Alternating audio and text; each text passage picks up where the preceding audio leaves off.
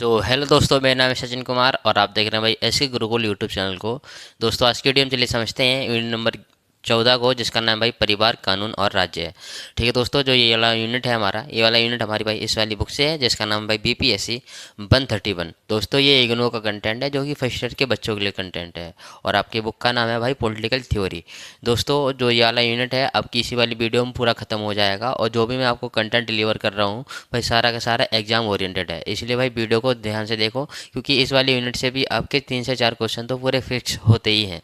ठीक है, और ऐसा नहीं है कि 2-3 नंबर के हैं, सीधे सीधे भाई 20-20 नंबर के इसी यूनिट से क्वेश्चन देखने को आपको एग्जाम में मिलेंगे। चलिए दोस्तों, अब करते हैं इंट्रो को साइड में और समझते हैं भाई आज की वीडियो का हमारा पहला टॉपिक। तो आज की वीडियो में पहला टॉपिक हमारा यही है कि राज्य की संकल्पना, यानी राज्य क्या होता है। ठीक है, राज्य की जो संकल्पना है, यानी जो उसका निर्माण है वो किस प्रकार से होता है, हम इसके बारे में भी जानने वाले हैं। तो चलिए तैयार हो जाइए।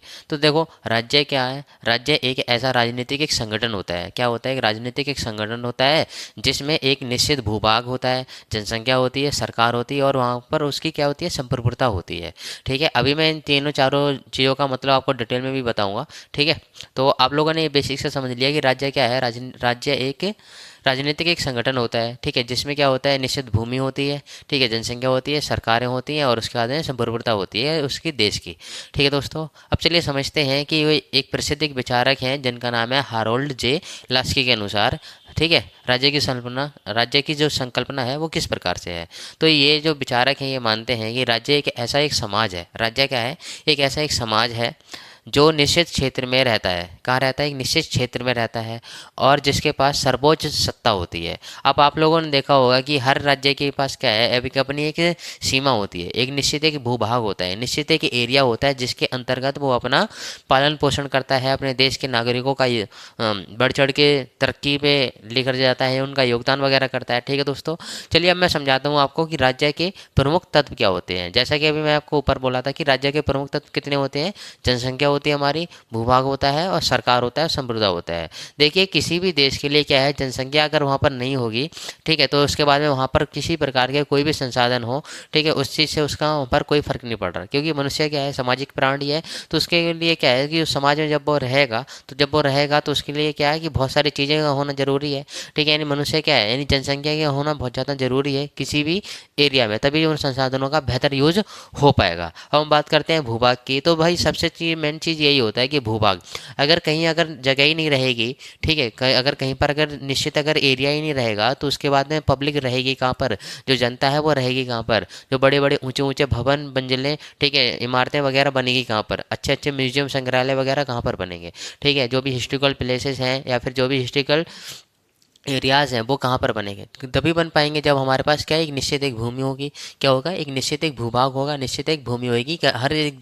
हर देश की एक अपनी क्या होती है, एक निश्चित एक भूमि होती है। ठीक है, आप लोगों के लिए एक क्वेश्चन है कि कश्मीर से लेकर के कन्याकुमारी तक, और इधर गुजरात से लेकर के कहाँ पर, अरुणाचल प्रदेश तक, ठीक है, इन दोनों के बीच की जो दूरी है उसको आप मुझे कमेंट सेक्शन में ज़रूर बताना। ठीक है, चलिए अब चलते हैं कि राज्य का प्रमुख तत्व एक ये भी होता है कि सरकार। अब किसी भी एरिया में जनसंख्या आ गई, ठीक है, हमारे पास एरिया हो गया, जनसंख्या वहाँ पर रहने लगी। अब वो जनसंख्या अब ऐसा तो नहीं है कि अकेले ही रहेगी, जनसंख्या अब ऐसा तो नहीं है ना कि वो अकेले ही सब कुछ सर्वाइव कर लेगी, नहीं। अब उनको क्या है, एक बंदा ऐसा होना चाहिए जो कि उस पूरी जनसंख्या को क्या कंट्रोल करे, उनको लीड करे। ठीक है, उनको किस डायरेक्शन में जाना है, किस प्रकार से कल्याण करना है, ठीक है, किस प्रकार से देश में आर्थिक रूप से वृद्धि करनी है, किस प्रकार से संसाधनों का बेहतर तरीके से यूज़ करना है। तो यहीं पर हमारी ज़रूरत पड़ जाती है, किसको लेकर के, सरकार को लेकर के। तो इन्हीं सब मुद्दों को ध्यान में रखते हुए हमारी बनती हैं सरकारें। ठीक है, फिर हमारी सरकारें आती हैं जो कि हमें विभिन्न तरीके से लुभाती हैं और नई नई चीज़ें बताती हैं, नई नई सरकारी योजनाएं लेकर के आती हैं, जिससे कि राष्ट्र का निर्माण होता है। ठीक है, और साथ साथ जो जनता है, जो पब्लिक है, पब्लिक का निर्माण होता है। देश की जो GDP है इसके अंदर भी हमें ग्रोथ देखने को मिलती है। ठीक है दोस्तों, और बात करें हम संप्रभुता की, अभी हमारे पास क्या, जनसंख्या हो गई, भूभाग हो गया और सरकारें हो गई। तो इन सारी चीज़ों के बाद भी एक हमारे पास और चीज़ होती है, इसके राज्य के प्रमुख तत्व में, जिसका नाम भाई संप्रभुता। क्या होता है? संप्रभुता। अब संप्रभुता का मतलब ये है कि किसी भी देश के पास क्या है, निश्चित सीमा है, ठीक है, उसकी जनसंख्या है, उसकी सरकारें हैं, लेकिन अगर दूसरा देश अगर ताकतवर है, ठीक है, दूसरा देश अगर ताकतवर है तो क्या करेगा, वो जो कमज़ोर देश है उसके ऊपर अत्याचार करना शुरू कर देगा, उसको दबाना सताना शुरू कर देगा। तो इन्हीं सब से बचने के लिए, ठीक है, जो अंतर्राष्ट्रीय जो न्यायालय है वहाँ पर क्या है, हर एक देश की संप्रभुता एक सेट की गई है कि आपकी एक संप्रभुता है, जो भी देश संप्रभुता वाले होते हैं वहाँ पर कोई भी राष्ट्र यानी कोई भी देश आकर के किसी दूसरे राष्ट्र पर आक्रमण कर सकता है, लेकिन वहाँ की जो भूमि है उसके ऊपर कब्जा नहीं कर सकता है। ठीक है दोस्तों, आई होप कि आप लोगों को ये वाला टॉपिक अच्छी तरीके से समझ में आ गया होगा। चलिए अब समझते हैं कि राज्य की विशेषता क्या होती है। तो राज्य की विशेषताओं की हम बात करें तो राज्य क्या होता है कि स्थायी एक संगठन होता है। राज्य एक स्थायी एक संगठन होता है, ठीक है। स्थायी का मतलब क्या है, ये एक जगह रुक के ही रहता है। अब जैसे कि जो भूमि है, ठीक है, जैसे कि हमारा जो पार्लियामेंट है, अब पार्लियामेंट बहुत साल पहले बना था और अभी एक न्यू वाला ही बना है। अब ऐसा तो है नहीं जहाँ पर वो सेट हो गया, जैसे कि इंडिया गेट है, अब तो वहीं रहेगा, ठीक है। अब ऐसा तो नहीं है वो कहीं रेंग रेंग के कहीं और ज़्यादा कहीं चले जाए ना। अब वो कैसा है, स्थायी संगठन है। कैसा है, स्थायी संगठन है। और बात करें इसमें तो ये क्या होता है, कानून और व्यवस्था बनाए रखता है। जो राज्य होता है ये क्या, कानून का निर्माण भी करता है और उसके बाद नियम कानूनों को भी लागू करवाता है। और उसके बाद जो भी देश में, ठीक है, जो भी समाज में आर्थिक रूप से चीज़ें होती हैं या फिर रूढ़िवादी धारणाएं होती हैं या फिर लॉ एंड ऑर्डर होता है या फिर बहुत सारी जो चीज़ें होती हैं जो लड़ाई के प्रति विरोध प्रदर्शन करती हैं, ठीक है, जो कि लड़ाई के प्रति उनको उकसाती हैं, तो इन सबको यहाँ पर क्या है, मेंटेनेंस की ज़रूरत पड़ती है। तो कानून क्या करता है, यानी राज्य हमारा क्या करता है, कानून बनाता है और साथ साथ जो भी व्यवस्थाएं हैं इनको बढ़िया तरीके से चलाता रहता है। ठीक है दोस्तों, और चलिए समझते हैं इसमें कि नागरिकों के अधिकारों की रक्षा जो राज्य है, राज्य क्या करता है, जो नागरिक हैं उनके अधिकारों की रक्षा करता है। इससे पहले वाले इसके हमने कई सारी यूनिट में हमने बात की थी, जिसमें हमने जाना था राजनीतिक नागरिक के बारे में, सामाजिक के जो भी क्रियाएं होती हैं उनके बारे में जाना था, समानता के बारे में, स्वतंत्रता के बारे में, ठीक है, जो भी हमारे मौलिक अधिकार हैं इन सब के बारे में हमने डिटेल से पहले चर्चा की हुई है। आई होप कि आप लोग वो सभी वीडियो आप लोग देख चुके होंगे।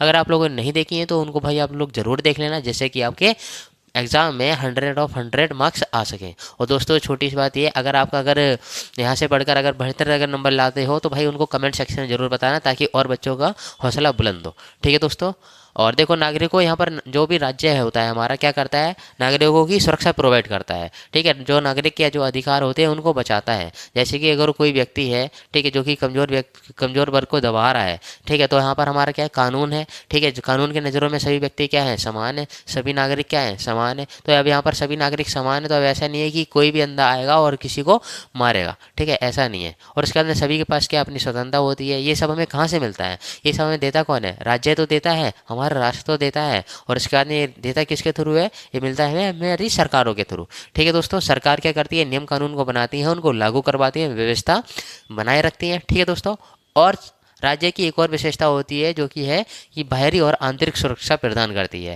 और देखो बाहरी सुरक्षा और आंतरिक सुरक्षा में दो तरह के अंतर होते हैं। बाहरी सुरक्षा का मतलब ये है कि जो भी हमारा देश है, एक तो हमारा देश की पूरी बाउंड्री है, ठीक है, और बाउंड्री के बाहर अगर बंदा बाउंड्री के हमारे जो भी देश की बाउंड्री है, ठीक है, अगर इस बाउंड्री से अगर कोई दूसरे देश वाला बंदा अगर हमारे ऊपर अत्याचार करता है, ठीक है, आक्रमण करता है, तो हमारा देश क्या करता है, वहाँ पर सुरक्षा हमारी प्रोवाइड करता है। जैसे कि जो हमारी इंडियन आर्मी है क्या करती है, बाहरी रूप से प्रोटेक्शन देती है, ताकि वो घुसने नहीं देती है हमारे एरिया में, ठीक है, यानी हमारे घरों में घुसने नहीं देती। कौन, इंडियन आर्मी, जो कि भारत के हर एक बॉर्डर पर और ये भारत का हर किसी राज्य के हर किसी स्टेट और उसके बाद में हर किसी कंट्री की अपनी एक क्या होती है, आर्मी होती है, जो कि उसको सैन्य ताकत प्रदान करती है। ठीक है, जो कि वहाँ की जो भूमि है, ठीक है, जो कि वहाँ पर जो भी लॉ एंड ऑर्डर है उसको बनाने में भी सहायक होता है। ठीक है, और बात करते हैं भाई आंतरिक सुरक्षा की। तो आंतरिक सुरक्षा का सीधा से मतलब जैसे कि आपके अधिकार हो गए, ठीक है, आपका स्वतंत्रता का अधिकार, समानता का अधिकार, ठीक है, धर्म, जो भी आप धर्म फॉलो करना चाहो उसका भी आपके पास क्या अधिकार है, शोषण के विरुद्ध अधिकार है। अगर छोटे बच्चे अगर काम कर रहे हैं, ठीक है, तो वहाँ पर भी उनका क्या शोषण हो रहा है। ठीक है दोस्तों, तो यहाँ पर भी बच सकते हैं वो। और साथ साथ मैं आपको बताऊँ तो यहाँ पर आपको देखने को मिलेगा कि जो आंतरिक सुरक्षा का मतलब ये भी है कि जो राज्य है, ठीक है, अगर ये सारी की सारी चीज़ें अगर हो रही हैं तो राज्य हमारे क्या करता है, प्रोटेक्शन प्रोवाइड करता है। और इसके बाद में चलिए समझते हैं कि अब परिवार की संकल्पना।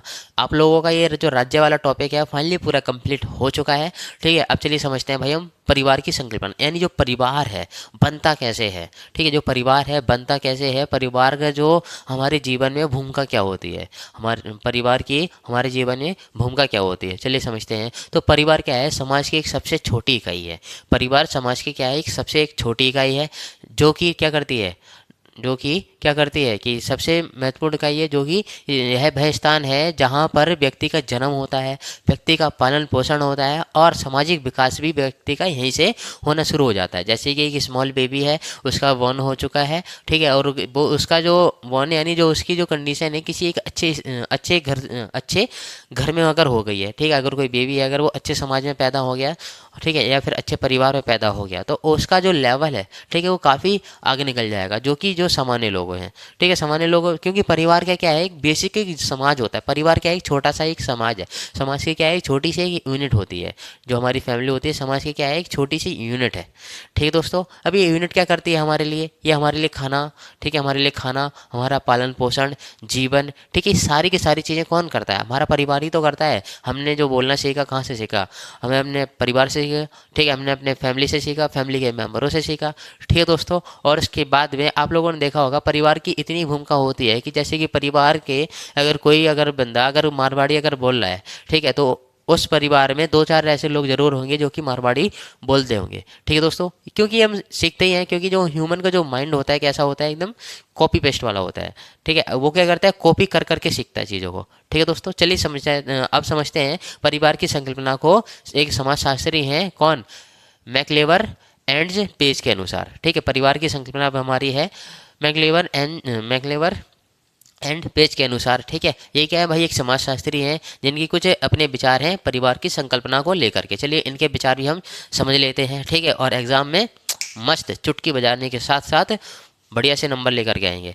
अब यहाँ पर देखो, परिवार एक ऐसा समूह है, परिवार क्या है, एक ऐसा समूह है जो कि यौन संबंधों पर आधारित होता है, ठीक है। परिवार क्या है, एक समूह होता है जहाँ पर यौन क्रियाएं होती हैं, ठीक है, यौन क्रियाएं होती हैं, यौन संबंधों पर आधारित होता है, ठीक है, और बच्चों के जन्म व पालन पोषण का कार्य करता है। अगर कोई पेरेंट हैं वो क्या करेंगे, वो आपस में उनके यौन संबंध बनेंगे, तब जाकर के उनका बेबी होगा, फिर वो बेबी अपने बेबी का क्या करेंगे, जो भी उनका बेबी है उनका क्या करेंगे, पालन पोषण करना शुरू कर देंगे, ठीक है दोस्तों। तो ये छोटी छोटी आपको चीज़ें पता ही हैं, खैर इसको साइड करते हैं। अब चलिए समझते हैं कि जो परिवार के प्रमुख तत्व क्या होते हैं।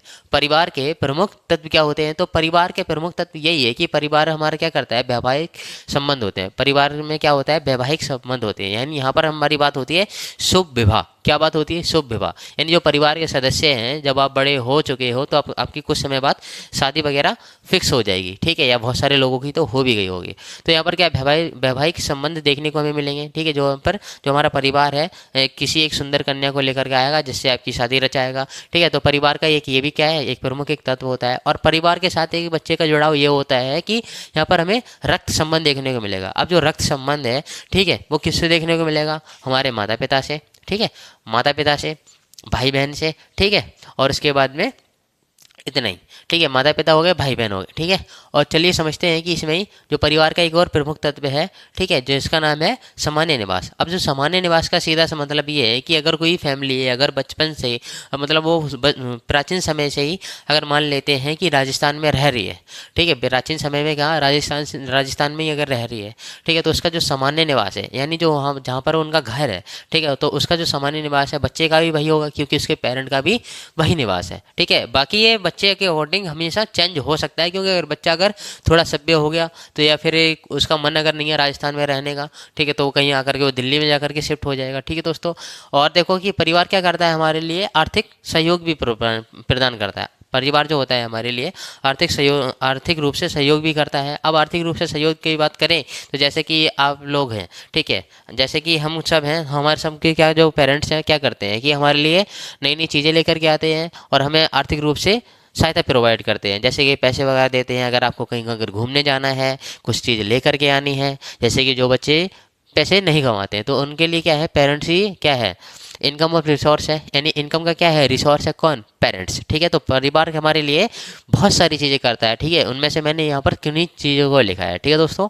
बाकी आप लोग बढ़िया तरीके से लिखी दोगे एग्जाम में। चलिए समझते हैं कि जो परिवार होते हैं, परिवार का कार्य क्या होता है, यानी जो हमारी फैमिली होती है, फैमिली हमारे लिए क्या काम करती है। तो फैमिली का भाई पहला कार्य ये है कि फैमिली हमारे लिए काम करती है, जैविक कार्य है।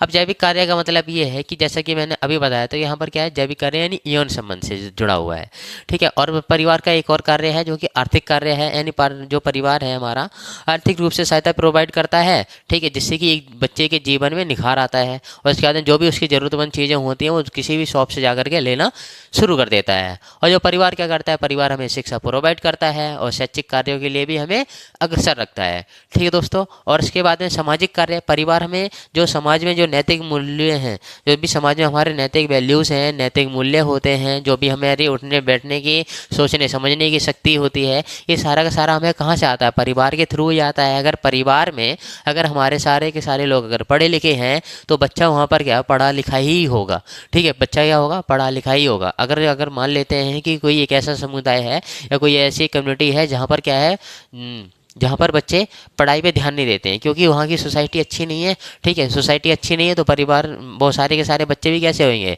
जैसे वहाँ पर जो बड़े हैं, ठीक है, क्योंकि जो बच्चे होते हैं अपने से बड़ों से ही सीखते हैं, ठीक है दोस्तों। और परिवार का ये भी कार्य है कि परिवार क्या भावनात्मक रूप से जुड़ा हुआ रहता है। जैसे कि परिवार जैसे कि हमारे जो पेरेंट्स हैं, पेरेंट्स की हमसे क्या भावनात्मक रूप से जुड़ाव है, यस और नो, कमेंट सेक्शन में जरूर बताओ, ठीक है दोस्तों। अब चलिए बात समझते हैं कि जो परिवार होते हैं, परिवार के प्रकार कितने होते हैं, परिवार के प्रकार कितने होते हैं। तो परिवार के बेसिकली भाई कितने, 3-4 प्रकार होते हैं। कितने भाई होते हैं, 4 प्रकार। वैसे तो 2 ही होते हैं, मैंने 2 एक्स्ट्रा लिखे हैं आपकी ज़्यादा नॉलेज के लिए। बाकी ये वाले जो जो 2 हैं एक्स्ट्रा, उनके बारे में ही आपके जो यूनिट है इसके अंदर भी चर्चा की गई है, ठीक है दोस्तों। तो देखो परिवार के प्रकार में सबसे पहला होता है हमारा संयुक्त परिवार। अब संयुक्त परिवार दोस्तों वह परिवार होता है जहाँ पर हमारे दादा दादी, ठीक है, और उसके बाद बुआ चाचा चाची, और उसके बाद ताऊ ताई, मम्मी पापा, भाई बहन, उनके हमारे चचेरे भाई बहन, हमारे ताऊ के लड़के, ताऊ की ताई के लड़की, ये सारे के सारे लोग मिलजुल कर आपस में रहते हैं। तो इस परिवार को हम कहते हैं संयुक्त परिवार। क्या कहते हैं, संयुक्त परिवार। यहाँ पर मतलब क्या है कि पूरा का पूरा एकदम पूरा समूह रहता है। क्या एक पूरा एक समूह रहता है। और हम बात करें भाई हम एकल परिवार की, तो एकल परिवार वह परिवार होता है, एकल परिवार वह परिवार होता है जहाँ पर सिर्फ मम्मी रहेंगी, पापा रहेंगे और कौन रहेगा, भाई रहेगा, बहन रहेगी, बस, इसके अलावा और कोई नहीं रहेगा, ठीक है दोस्तों। अब हम बात करते हैं कि जो पितृसत्ता परिवार, पितृसत्ता परिवार का सीधा सा मतलब है, नाम से पता चला, देखो पितृ मतलब पिता, पितृ मतलब पिताजी, और उसका सत्ता मतलब क्या, पावर, यानी जो भी पावर है किसके हाथ में रहेगी, पापा के हाथ में। किसके हाथ में रहेगी, पापा के हाथ में। और एक और है इसमें परिवार, ठीक है। तो पितृसत्ता परिवार वह परिवार होता है जहाँ पर जो भी डिसीजन मेकिंग जो होती है किसके हाथ में होती है, पापा के हाथ में होती है, यानी जो भी काम करेंगे कौन करेंगे, पापा काम करेंगे, ठीक है दोस्तों। और एक और परिवार होता है जो कि है मातृसत्ता परिवार। मातृसत्ता परिवार से सीधा सा मतलब ये है कि जहाँ पर डिसीजन मेकिंग की शक्ति, ठीक है, जहाँ पर बोलने समझने की शक्ति, जहाँ पर सोचने विचारने की शक्ति, ठीक है, जो भी निर्णय लिए जा रहे हैं किसके अधीन लिए जाएंगे, मातृसत्ता यानी मम्मी के अधीन। मातृ मतलब मम्मी, ठीक है, मातृ मतलब माता, और उसके बाद सत्ता मतलब पावर, यानी जो भी पावर है यहाँ पर किसके पास है, मम्मी जी के पास में, मम्मी जी से कोई फालतू नहीं, ठीक है, मातृसत्ता में, ठीक है, मातृसत्ता परिवार, ठीक है दोस्तों। चलिए अब समझते हैं इसी में अगला टॉपिक है जो कि है अनौपचारिक सामाजिक नियंत्रण का अधिकरण। अनौपचारिक सामाजिक नियंत्रण का अधिकरण, तो यहाँ पर चलिए समझते हैं इसका। तो जब समाज के लोग रिवाज, परंपरा, नैतिकता और सामाजिक दबाव के कारण सही व्यवहार करते हैं तो उसे अनौपचारिक सामाजिक नियंत्रण कहते हैं। अब देखो, अब किसी भी मनुष्य के जीवन में क्या है कि अच्छा एक व्यवहार होना जरूरी है, अच्छी मोरल वैल्यूज़ का होना जरूरी है, नैतिकता उसके अंदर होनी चाहिए, जो भी रीति रिवाज हैं समाज के, देश के, और उसके बाद हमारी जो संस्कृति है उसको जरूर फॉलो करना चाहिए। और जो भी परंपराएं हैं, ठीक है, जो कुछ परंपराएं अच्छी होती हैं, कुछ परंपराएं ऐसी जो बेकार होती हैं। जैसे कि एक परंपरा थी सती प्रथा की, तो बेकार थी, लेकिन एक जो एक परंपरा है अपने से बड़ों का आदर करने की जो परंपरा है, ये बहुत अच्छी है, ठीक है। हमें अपने से बड़ों का हमेशा क्या करना है, आदर करना है, सम्मान करना है, ठीक है दोस्तों। और यहाँ पर बात करें नैतिकता की, तो मनुष्य क्या है, एक नैतिक मूल्य वाला एक प्राणी है, ठीक है दोस्तों। लेकिन आजकल के जो बच्चे हैं वो इन सब में बिलीव नहीं करते हैं, उनको कुछ और ही चाहिए, ठीक है। और उसका देखो तो ये सारी की सारी क्या है, अनौपचारिक सामाजिक नियंत्रण है। अनौपचारिक यानी इनफॉर्मल है, कैसी है, इनफॉर्मल सोसाइटी कंट्रोल, ठीक है। और चलिए समझते हैं कि जो अनौपचारिक सामाजिक नियंत्रण के अधिकरण क्या है। यानी जो अनौपचारिक है यानी ऑफिशियली नहीं है, ठीक है, और एक ऑफिशियली वो होता है जो कि सरकार तय करती है। ये क्या है, अनऑफिशियल है। ठीक है, अनऑफिशियल की बात करें यानी इनफॉर्मल की बात करें तो जो ये सबकी सब कौन नियंत्रण करता है, जैसे कि परिवार हो गया। अब सॉरी, जो परिवार हो गया, जैसे कि हमारा परिवार है, परिवार हमें सब सिखाता है कि हमें अपने बड़ों से कैसे बोलना चाहिए, हमारे लिए कौन सी चीज़ें अच्छी हैं, कौन सी चीज़ें बेकार हैं। ठीक है, और उसके बाद में हमें अपने बड़ों का आदर करना चाहिए। ठीक है, हमें अपने बड़ों का कहना मानना चाहिए। सारी की सारी चीज़ें हमें कौन सिखाता है, हमारा परिवार सिखाता है। टाइम से 10 बजे के पहले पहले ही घर पहुंच जाना चाहिए। सारी की सारी चीज़ें कौन सिखाता है, हमारा परिवार सिखाता है। और जीवन में डिसिप्लिन भी होना क्या है, ज़रूरी है। सारा का सारा हमने कहाँ से सीखा है, अपने परिवार से सीखा है। और इसके बाद में देखो कि जो इसका एक और नियंत्रण का अधिकरण है, ठीक है, जो कि ये समुदाय। अब समुदाय क्या करता है, हमारी जो चीज़ें हैं जो कि हमने परिवार से सीखा, इधर उधर से समाज से सीखा, समुदाय से सीखा। अब समुदाय क्या करता है, इनको करेक्ट करता है। जैसे कि जो गाली देना है, ठीक है, जैसे कि जो लोग गाली देते हैं, अब ऐसा तो नहीं है कि गाली आप कहीं पर भी देना शुरू कर दो। अगर आप गाली देना कहीं पर भी अगर शुरू कर दोगे तो इससे क्या इशू हो जाएगा। ठीक है, आपके लिए भी, आपकी फैमिली के लिए भी। तो परिवार इसको क्या जो परिवार भी करेक्ट करता है और जो समुदाय होता है वो इसको ज़्यादा करेक्ट करता है। ठीक है दोस्तों, और बात करें हम यहाँ पर धर्म की, तो धर्म जो होता है हमारा, ये भी हमको क्या करता है, नियंत्रित करता है। क्या करता है, यानी हमको कंट्रोल करता है। जैसे कि जो दुर्गा पूजा होती है, या फिर रामनवमी होती है, या फिर जो भी ईद वगैरह का जो भी त्यौहार होता है, या फिर कुछ जैसे कि इनका सिखों भाइयों का त्यौहार होता है, अगर इन सब के क्या है, अपने एक नियम कानून होते हैं। ठीक है, हर किसी के नियम कानून है, हर किसी के धर्म में अपनी एक संकल्पना होती है।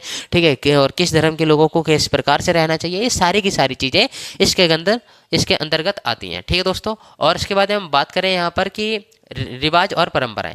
ठीक है, रिवाज और परंपराएं भी होती हैं जो कि मनुष्य को बांधे रखती हैं। ठीक है, नियंत्रित करके रखती हैं।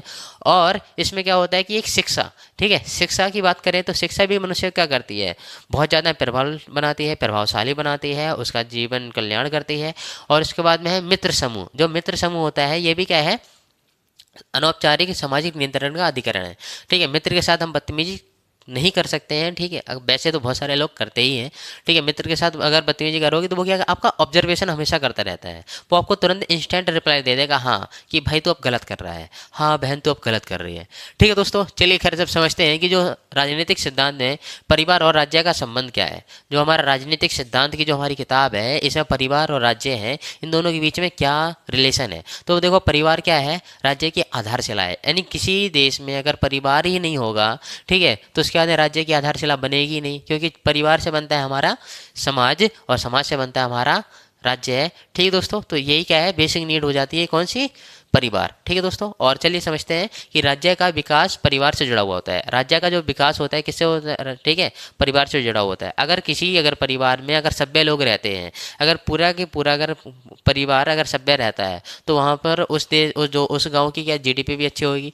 ठीक है, यानी उस जगह की क्या एक अलग ही खूबसूरती होगी। ठीक है दोस्तों, तो यहाँ पर यहीं से क्या हो रहा है, राज्य का भी विकास हो रहा है। यानी मेन चीज़ क्या है, यानी नागरिकों का विकास करना है। लोग अगर विकसित अगर हो जाएंगे तो उसके अंदर राज्य का अपने आप नाम रोशन हो जाएगा। ठीक है दोस्तों, और क्या है कि इसमें नियंत्रण और अनुशासन। अब क्या है कि नियंत्रण और अनुशासन भी सिखाता है कौन, परिवार। कौन सिखाता है, परिवार, और उसके बाद राज्य भी। ठीक है दोस्तों, और अधिकार और कर्तव्य। अब परिवार भी हमारे परिवार के अंतर्गत भी हमारे कुछ अधिकार होते हैं, और राज्य के अंतर्गत भी कुछ हमारे अधिकार होते हैं। जैसे कि जो परिवार के अंतर्गत अधिकार हमारा ये है कि हमें क्या करना है, जो भी पेरेंट्स हमारे सामान के लिए बोल रहे हैं वो लेकर के आना है। ठीक है, ये हमारे कर्तव्य हो गए। जो भी पेरेंट्स ने हमें जिम्मेदारी सौंपी, ये सारी की सारी क्या है, ये हमारे कर्तव्य हो गए। और हमारे अधिकार ये हैं कि हमें क्या है कि अगर हमें जो चीज़ चाहिए हमें वो ले लेनी चाहिए। ठीक है, ये हमारे अधिकार है। अगर हमें कहीं जाना है, ठीक है, ये अधिकार हमें कौन देता है, राज्य देता है। और इसके बाद कुछ अधिकार हमारे परिवार भी देते हैं। चलिए ठीक है, इसको करते हैं साइड में और समझते हैं अगला टॉपिक जो कि है पारंपरिक दृष्टिकोण। पारंपरिक दृष्टिकोण की हम बात करें तो यहाँ पर क्या है भाई, नैतिकता पर जोर दिया जाता है, दार्शनिक दृष्टिकोण पर दिया जाता है, संस्थाओं पर ध्यान दिया जाता है, और ऐतिहासिक आधार होता है। ठीक है दोस्तों, और जो पारंपरिक दृष्टिकोण के प्रमुख विचारक है प्लेटो। अब प्लेटो का मानना है कि आदर्श राज्य की संकल्पना, ठीक है, जो प्लेटो है ये बोलते हैं कि एक राज्य ऐसा होना चाहिए जो कि आदर्शपूर्ण हो। कैसा हो, आदर्शपूर्ण हो, जहाँ पर एक पूरा आदर्शनात्मक चीज़ें होनी चाहिए, जैसे कि अपने से बड़ों की सम्मान करना, ठीक है, अपने से बड़ों की बात को मानना, वैचारिक शादी। एक अगले इसमें विचारक हैं जिनका नाम है भाई एरिस्टोटल। तो ये मानते हैं कि राज्य को प्राकृतिक संस्था, ठीक है, राज्य क्या है, एक प्राकृतिक संस्था है जिसके अधीन हमें काम करना है।